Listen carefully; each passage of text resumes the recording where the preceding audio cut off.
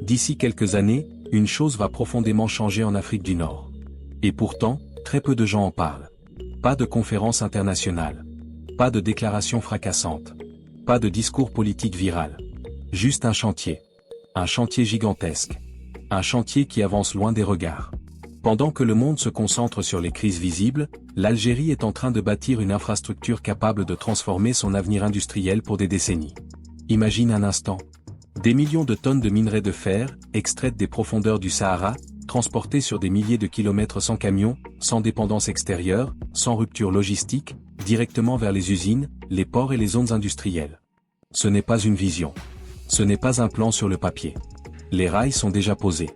Et ce que ce corridor ferroviaire est en train de créer dépasse largement une simple ligne de transport. C'est une colonne vertébrale industrielle, une arme économique silencieuse, un basculement stratégique. Avant d'entrer dans le cœur du sujet, dis-moi en commentaire, tu regardes cette vidéo depuis quel pays ou quelle wilaya? Parce que ce que tu vas entendre concerne bien plus que l'Algérie. Le trésor endormi du Sahara. Pour comprendre l'importance de ce projet, il faut d'abord remonter à la source. Au sud-ouest de l'Algérie, dans une région parmi les plus isolées et les plus hostiles du continent africain, se trouve Garadje Bileh. Un nom peu connu du grand public.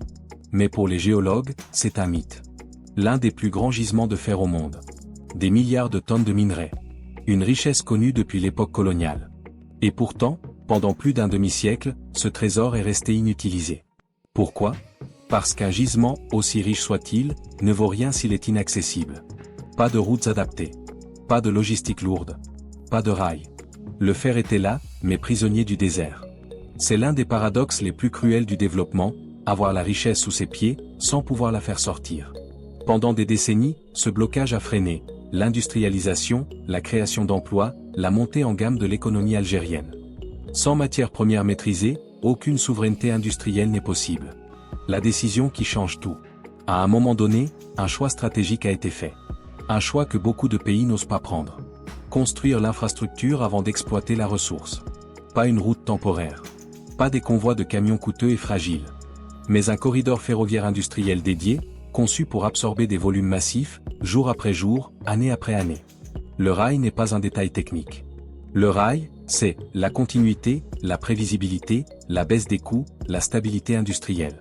Sans rail, une industrie lourde reste dépendante. Avec le rail, elle devient structurée. Ce corridor n'a pas été pensé comme un projet régional, mais comme un pilier national. Une artère d'acier traversant le Sahara pour connecter le désert minier, les pôles industriels, les ports stratégiques. C'est une vision à long terme. Une vision rarement assumée avec autant de clarté. Construire dans l'un des environnements les plus hostiles au monde. Construire une voie ferrée en Europe est complexe. La construire dans le Sahara relève d'un autre niveau. Ici, tout complique le chantier. Des températures extrêmes, des vents de sable capables d'ensevelir des machines, un sol tantôt dur comme la roche, tantôt instable, des distances immenses sans infrastructure existante. Chaque kilomètre est une bataille. Chaque rail doit être solidement ancré, conçu pour résister à la dilatation thermique, protégé contre l'érosion. Ce chantier mobilise ingénieurs, géologues, ouvriers, logisticiens. Et ce qui impressionne les observateurs étrangers, ce n'est pas seulement l'ampleur. C'est la vitesse d'exécution. Là où des projets similaires prennent parfois des décennies, ici le rythme est soutenu, méthodique, constant. Ce n'est pas de l'improvisation. C'est de la planification industrielle. Le moment où l'industrie se réveille. Une fois le corridor opérationnel, un basculement s'opère. Le minerai commence à circuler. En continu. À grande échelle. Les usines sidérurgiques algériennes changent de statut. Elles ne dépendent plus des importations coûteuses, des fluctuations internationales, des ruptures logistiques. Elles retrouvent l'accès direct à la matière première nationale. C'est un changement structurel. L'acier produit localement peut alimenter la construction, les infrastructures, les ponts, les logements, les projets énergétiques. Ce que le pays importait hier, il peut désormais le produire. Et dans le monde industriel, cette transition est fondamentale. Souveraineté, géopolitique et chaîne d'approvisionnement. Aujourd'hui, la puissance ne se mesure plus seulement en armée ou en PIB. Elle se mesure en contrôle des chaînes d'approvisionnement.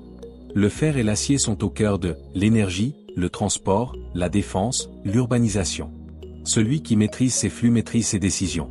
Avec ce corridor, l'Algérie réduit sa vulnérabilité extérieure, sécurise ses infrastructures, renforce sa marge de manœuvre stratégique.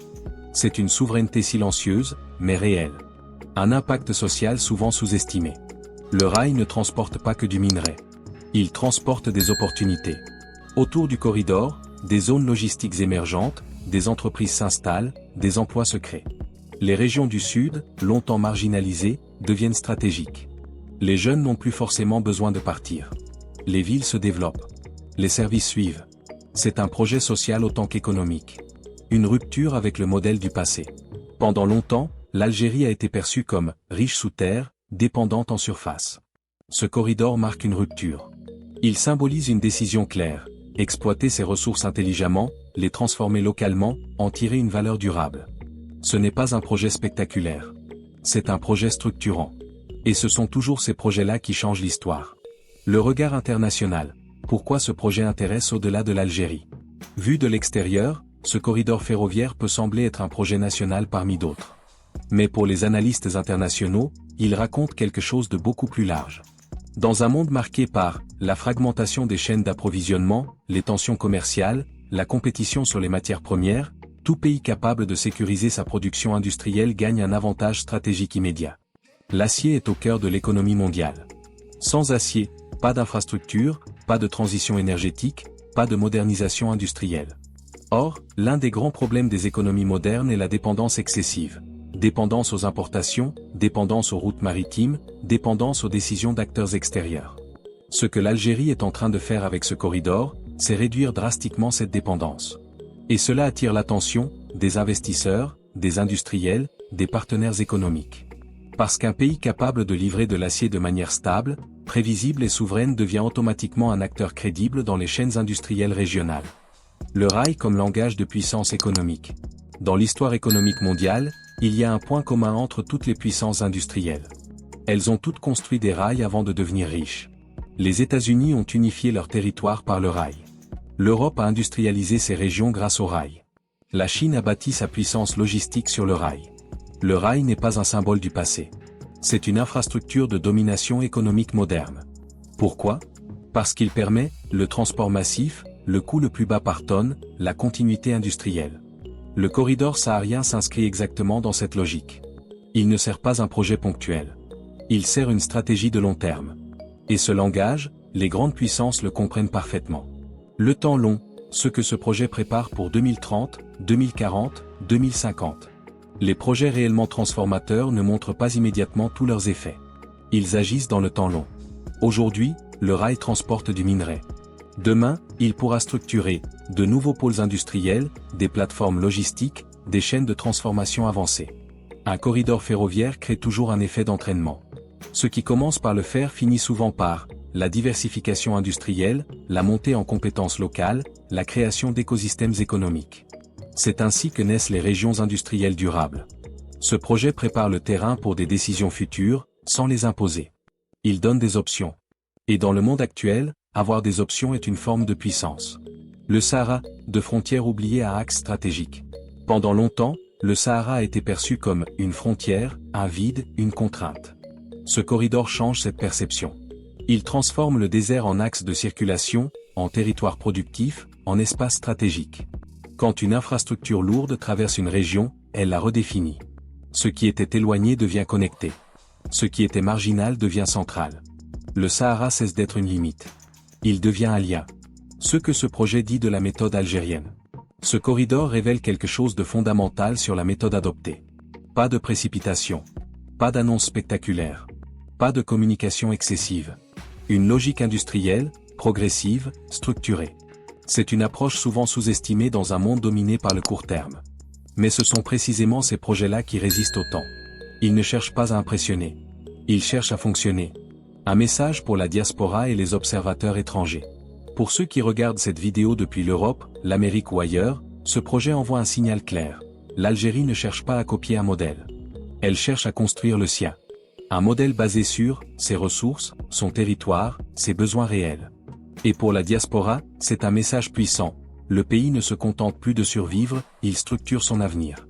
Pourquoi ce corridor est différent des projets du passé? Beaucoup de projets échouent parce qu'ils sont isolés. Celui-ci est différent. Il relie une ressource stratégique, une infrastructure lourde, une vision industrielle cohérente. C'est ce triangle qui fait la différence. Sans rail, pas d'industrie lourde. Sans industrie, pas de souveraineté. Sans souveraineté, pas de stabilité à long terme. Le silence avant la transformation. Ce que tu viens de découvrir n'est pas une promesse. C'est une transformation en cours. Un corridor d'acier qui traverse le désert.